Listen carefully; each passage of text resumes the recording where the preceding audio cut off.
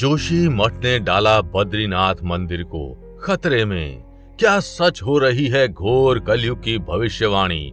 क्योंकि जोशी मठ के बाद भगवान बद्री नारायण का ये धाम इन दिनों खतरे में नजर आ रहा है। बद्रीनाथ धाम इन दिनों कुछ ऐसे प्राकृतिक संकटों का सामना कर रहा है जिसने भगवान बद्री के सभी भक्तों को डरा कर रख दिया है।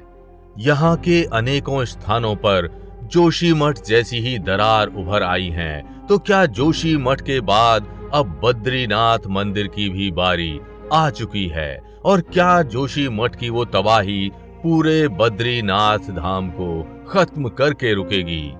जोशी मठ बद्री धाम का पहला पड़ाव माना जाता है और इसे बद्रीनाथ का प्रवेश द्वार भी कहा जाता है। तो क्या सालों पहले की गई ऋषियों की वो भविष्यवाणी सच होने वाली है, जिसमें जोशी मठ के बाद बद्री धाम को तबाह करने की बात की गई है? तो आखिर क्या है वो भविष्यवाणी और क्या यही है घोर कलयुग की शुरुआत? जानने के लिए वीडियो को अंत तक जरूर देखिएगा, लेकिन वीडियो शुरू करने से पहले ओम नमो नारायण कमेंट करना बिल्कुल भी मत भूलिएगा। भगवान नारायण की कृपा आपके घर परिवार पर सदैव बनी रहेगी और हमारी इस प्रार्थना से प्रभु अपने धामों के साथ साथ अपने भक्तों की भी रक्षा करेंगे। काला जादू हो या शनि की 7.5 होंगे हर कष्ट दूर, आएगी जीवन में तरक्की। अपने घर परिवार और संपत्ति को हर बुरी दृष्टि से बचाने के लिए आज ही मंगवाएं मंत्रों द्वारा सिद्ध नजर सुरक्षा कवच। जोशी मठ में ही भगवान विष्णु का एक अन्य प्राचीन मंदिर स्थित है, जिसे नरसिंह मंदिर के नाम से जाना जाता है। यहाँ भगवान विष्णु के एक अन्य अवतार भगवान नरसिंह की पूजा की जाती है। इस अवतार में भगवान विष्णु आधे मानव और आधे सिंह यानी शेर के रूप में विराजमान हैं। माना जाता है हिरण्यकशिपु का वध करने के लिए श्री हरि ने ये अवतार धारण किया था। जोशी मठ के इस मंदिर में भगवान नरसिंह के साथ बद्री नारायण, उद्धव और कुबेर भी स्थापित हैं। भगवान नरसिंह के इस मंदिर को नरसिम्हा बद्री या नरसिंहा बद्री के नाम से भी जाना जाता है। सर्दियों में बद्रीनाथ मंदिर के मुख्य कपाट बंद हो जाने के बाद पुजारी इसी नरसिंह मंदिर में भगवान बद्री नारायण की पूजा जारी रखते हैं। इस पवित्र नरसिंह मंदिर में भगवान नरसिंह की प्रतिमा 10 इंच की है, लेकिन इस प्रतिमा की सबसे रहस्यमयी बात यह है कि इसका बायां हाथ समय के साथ साथ कमजोर होता जा रहा है। ऐसी भविष्यवाणी है कि जिस दिन भगवान नरसिंह की ये बाईं भुजा टूटकर गिर जाएगी, उस दिन ना सिर्फ जोशी मठ बल्कि पूरा बद्रीनाथ धाम खत्म हो जाएगा। तो आखिर किसने की थी ये भविष्यवाणी और क्या जोशी मठ का ये भूकंप उसी भविष्यवाणी की शुरुआत है? आइए जानते हैं। महर्षि वेद व्यास द्वारा रचित स्कंद पुराण में इस भविष्यवाणी का वर्णन मिलता है। वेद व्यास जी ने लिखा है कि घोर कलयुग के समय जोशी मठ में स्थित भगवान नरसिंह का बायां हाथ गिरने के साथ साथ एक भयानक भूकंप आएगा।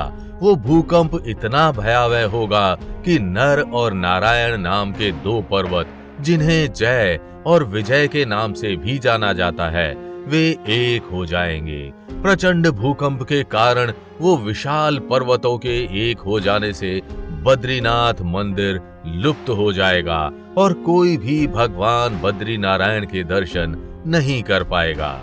तब जोशी मठ के तपोवन क्षेत्र में स्थित भविष्य बद्री मंदिर में भगवान बद्रीनाथ के दर्शन होंगे। केदार खंड के सनत कुमार संहिता में भी इस भविष्यवाणी का वर्णन मिलता है। तो क्या जोशी मठ में आया ये भूकंप उसी भविष्यवाणी की शुरुआत है? क्योंकि इस साल की शुरुआत से यहाँ जो स्थितियां बन रही हैं उन्हें देखकर तो ऐसा ही लगता है कि बद्रीनाथ गायब होने वाले हैं। भगवान विष्णु के कल्कि अवतार के संदर्भ में भी कुछ ऐसी ही भविष्यवाणियां की गई हैं, जहां बताया गया है कि जब धर्म का पूरी तरह से लोप हो जाएगा तब चारों धाम लुप्त हो जाएंगे और कल्कि दुष्टों को दंड देकर पुनः धर्म की स्थापना करेंगे। घोर कलयुग और भगवान कल्कि के संदर्भ में की गई इन भविष्यवाणियों का वर्णन भविष्य मालिका नामक एक ग्रंथ में भी मिलता है। भविष्य मालिका नामक इस दिव्य ग्रंथ की रचना संत श्री अच्युतानंद दास जी ने आज से लगभग 600 साल पहले की थी। अच्युतानंद दास जी उड़ीसा के वैष्णव समुदाय से संबंध रखते थे और इस चमत्कारी पुस्तक को पहले उन्हीं के नाम से जाना जाता था। अपने समय में उन्होंने अनेकों भविष्यवाणियां की थीं और उन सब का वर्णन उन्होंने अपनी इस पुस्तक में किया था। कलयुग के विषय में की गई उनकी अनेकों भविष्यवाणियां आज सत्य हो रही हैं। भविष्य मालिका के अनुसार आने वाले समय में यानी घोर कलयुग में मनुष्य की आयु 20 वर्ष से भी कम हो जाएगी। हिंसा और मांसाहार अधिक मात्रा में बढ़ जाएंगे। मानवीय गुणों और रिश्ते नातों का पूरी तरह से खात्मा हो जाएगा। लोग नीति और नियम को ताक पर रख देंगे।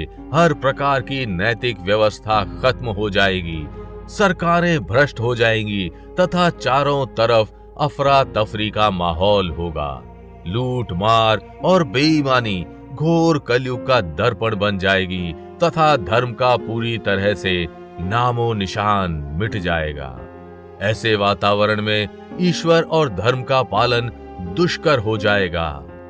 भविष्यवाणी के अनुसार घोर कलयुग में धर्म का पालन करने वालों की संख्या बहुत कम हो जाएगी और अंत में कल्कि इन्हीं के यहाँ जन्म लेकर पुनः सब व्यवस्थित करेंगे।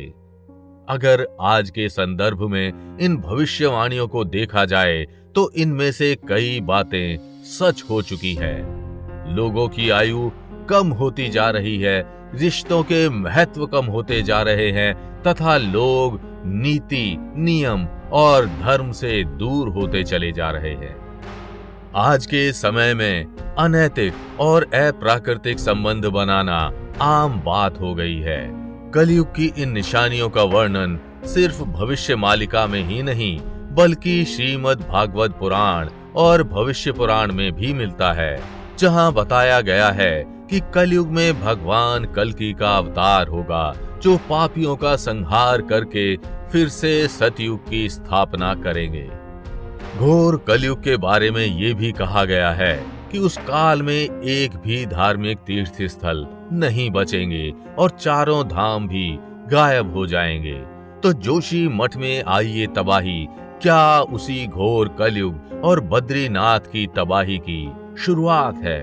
हमें कमेंट करके जरूर बताइएगा और अगर वीडियो अच्छी लगी हो तो इसे लाइक व शेयर कर चैनल को सब्सक्राइब करना बिल्कुल भी मत भूलिएगा।